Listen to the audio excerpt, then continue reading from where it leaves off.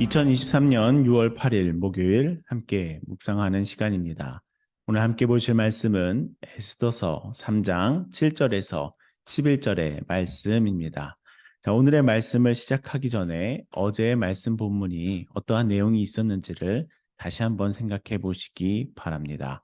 자, 어제 본문에서는 아하수에로 왕이 아각 사람 함무다다의 아들 하만이라는 사람의 지위를 높였습니다. 승진시켰습니다. 그리고 모든 신하들 가운데 정점에 두었습니다. 자, 그렇다면 모든 신하들은 하만에게 절을 해야겠지요. 하만에게 인사를 해야겠지요. 자, 그런데 모든 신하들이 하만에게 인사를 하고 있는 것 가운데 한 명만 무릎을 꿇지 않습니다. 고개를 숙이지 않습니다. 그러자 그 하만이 무릎 꿇지 않는 사람, 한 사람 모르드게를 향하여 매우 분노합니다. 매우 화를 냅니다.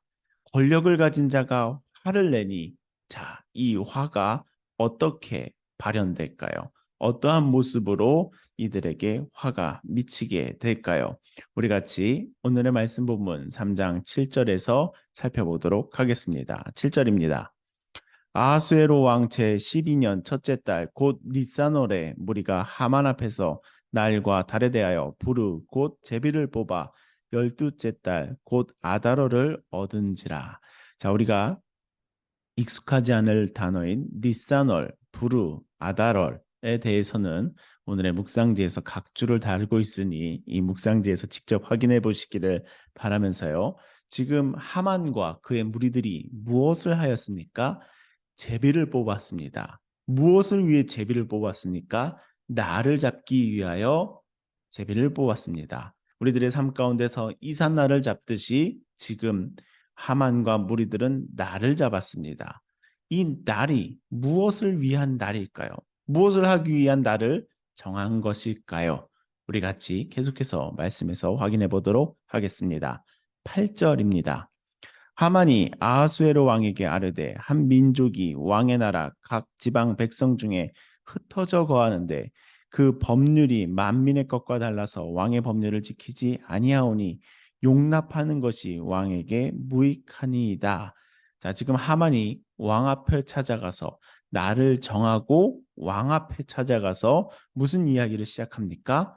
우리 땅에 여러 민족들이 있는데 그 민족 가운데 한 민족만이 왕의 법률과 다른 자신들의 법률을 지키니 왕에게 이 민족이 무익하다.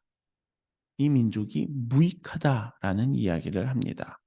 자, 무익하다라고 하면서 어떤 이야기를 더 전하기 시작할까요? 9절입니다. 왕이 옳게 여기시거든 조서를 내려 그들을 진멸하소서. 자, 하만은 모르드게를 향하여 분노함을 가졌습니다. 그리고 그 분노함은 나를 정하고 왕 앞에 찾아가서 한 민족이 있는데 그들이 왕 앞에서 무익합니다까지 이야기를 하고서 어떠한 요청을 합니까? 이들 다 죽이자라는 이야기를 합니다. 진멸하자라는 이야기를 합니다. 한 명도 빠짐없이 다 죽이자라는 이야기를 하만이 왕에게 하고 있습니다. 그러면서 어떠한 이야기 또한 왕에게 할까요? 내가 은 1만 달란트를 왕의 일을 맡은 자의 손에 맡겨 왕의 금고에 드리리다 하니.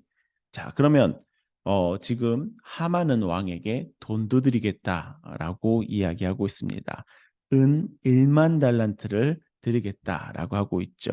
왕에게 명분도 주며 돈도 주고 있는 상황입니다. 이 이야기를 들은 왕은 아하수에로 왕은 어떠한 판단을 하게 될까요? 10절입니다. 왕이 반지를 손에서 빼어 유다인의 대적 곧 아각 사람 함무다다의 아들 하만에게 주며 왕이 반지를 빼어주고 있습니다. 이 반지, 왕의 반지라는 것이 인장의 개념으로서 조서를 만들고 공문서를 만들 때 거기다가 반지로 찍어서 이것이 왕의 조서라는 것을 나타내곤 합니다. 자, 그런 의미에서 이 반지를 준다는 것은 하만에게 이 반지를 준다는 것은 허락을 의미하는 것이죠. 자, 11절입니다. 이르되 그 은을 내게 주고 그 백성도 그리하노니 내 소견에 좋을 대로 행하라 하더라. 자, 왕이 어떤 어떠한 결정을 합니까? 그 하만의 요청대로 너의 마음에 옳은 대로 소견에 좋을 대로 행하라 라고 허락하여 줍니다. 어떠한 허락입니까? 유다민을 다 죽여도 좋다라는 허락을 하고 있습니다. 이 유다 민족을 모두 진멸하라라고 전하고 있습니다. 우리가 에스더서를 지금껏 쭉 읽어오고 있는데 여러분들 유다인이 누구겠습니까? 오늘 이 에스더서에 지금까지 나타난 인물들 가운데서 누가 유다인이었죠? 모르드게와 에스더였습니다. 이들이 모두 죽을 위기에 처한 것입니다. 그러면서도 하만이 지금 모르는 것이 한 가지 있다면 에스더가 여왕이 유다인이라는 것을 모르고 있습니다. 자, 이런 일들이 어떻게 전개되고 하나님께서는 이 세상 가운데서 어떻게 이 자신의 백성들을 지키실까요? 계속해서 말씀을 묵상해 보시기를 바랍니다. 자, 함께 39페이지의 묵상지의 질문들을 살펴보도록 하겠습니다. 내용 관찰 1번입니다. 하만은 유다인을 진멸하기 위해 아하수에로에게 무엇을 제안합니까? 8절에서 9절을 살펴보시면요. 첫 번째로는 법, 명분이죠. 왕의 법을 지켜야 합니다. 라는 명분을 제시하고 두 번째는 은 1만 달란트이죠. 즉 돈입니다. 유다인을 진멸하기 위해 자신이 원하는 유다인을 진멸하기 위해 왕에게 명분과 돈을 제안하고 있습니다. 두 번째 질문입니다. 하만의 제안을 들은 아하수에로는 어떻게 반응합니까? 인장을 빼어주죠. 오케이, 해라 라는 것을 반응합니다. 자, 연구와 묵상 세 번째 질문입니다. 아하수에로는 왜 하만의 제안을 자세히 알아보지도 않고 그대로 수용합니까? 라고 질문하고 있습니다. 이 왕은 왜 하만의 제안을 알아보지도 않고 연유를 알아보지도 않고 그대로 수용하였을까요? 여러분들 어떤 생각이 드십니까? 첫 번째로는 하만의 말에는 왕에게 좋은 명분이 있습니다. 왕의 법을 지키지 않는 한 민족이 있다. 이거 자체가 무엇이겠습니까? 왕을 무시하는 존재들이 있다. 왕의 권력이 땅에 떨어져 있는 사람들이 있다. 라는 이야기를 하고 있죠. 좋은 명분을 이미 제시하였습니다. 두 번째로는 은 1만 달란트입니다. 즉 돈도 먹이는 것이죠. 그러니 왕에게는 자신의 권력을 높이는 것, 즉 법을 지키게 하는 것, 두 번째로는 자신의 재정이 늘어난다는 것, 즉 재정이 경제적인 부분에서 늘어난다는 것이 왕에게는 유익이 되는 것이죠. 그러니 이 아하수에로 왕은 성급하면서도 판단을 하는 것이랍니다. 당신이 좋을 대로 하십시오라고 허락하게 되지요. 우리가 이 왕의 모습을 한번 잘 살펴보시기를 바랍니다. 이 왕의 모습 가운데에서 우리가 한 가지 중요한 묵상의 포인트를 얻기를 소원하는데요. 지금 명분과 논리가 전해지자 왕이 하만의 요구, 즉 유다 민족을 모두 진멸하자라는 이 말도 안 되는 말에 넘어가게 됩니다. 여러분들 이 왕의 모습을 보면 우리가 어떠한 생각을 가져야 되겠습니까? 명분과 논리가 아무리 좋아도 동기를 알아야 됩니다. 그의 마음의 동기를 알아야 됩니다. 무언가 선택하고 판단하기 위해서는 마음의 동기 또한 살펴보아야 하지요.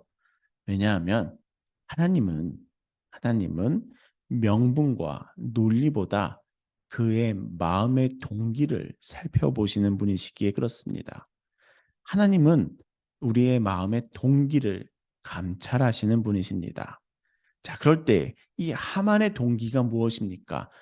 하만에게 있어서 왕의 법률을 지키지 않는 사람들이 있다는 것이 진짜 이들을 죽이고 싶은 이유였겠습니까? 하만의 동기는 자신에게 인사하지 않는 모르드게에게 있습니다. 자신에게 인사하지 않았더라는 그 한 사람으로 인하여 모든 민족을 죽여버리자라고 하는 그 마음이 마음의 동기가 아주 잘못된 동기가 하만에게는 있었던 것입니다. 그래서 우리에는 선택에 있어서 정말 중요한 것은 명분보다 논리보다 동기입니다. 내 마음의 동기를 항상 하나님의 마음에 비춰볼 수 있는, 하나님의 말씀에 비춰보실 수 있는 우리가 되기를 소원합니다. 자, 네 번째 느낀 점 질문입니다. 잘 알아보지 않고 성급히 판단하면 잘못된 결정을 할 수 있다는 사실에서 무엇을 느낍니까? 명분과 논리가 아무리 좋아도 마음의 동기가 잘못되어 있을 수 있다라는 것입니다. 명분과 논리는 포장에 지나지 않을 수 있습니다. 물론 명분과 논리도 중요하지요. 중요하지만 어떨 때는 잘못된 마음의 동기를 가리는 포장지가 되곤 합니다. 그러니 오늘의 말씀 가운데에서 아하수에로와 하만의 일을 살펴보면서 우리는 마음의 동기가 잘못되어 있을 수도 있다라는 자각이 있기를 소원합니다. 자, 다섯 번째 결단과 적용의 질문입니다. 최근 내가 깊이 생각하지 않고 섣불리 결정한 일은 무엇입니까?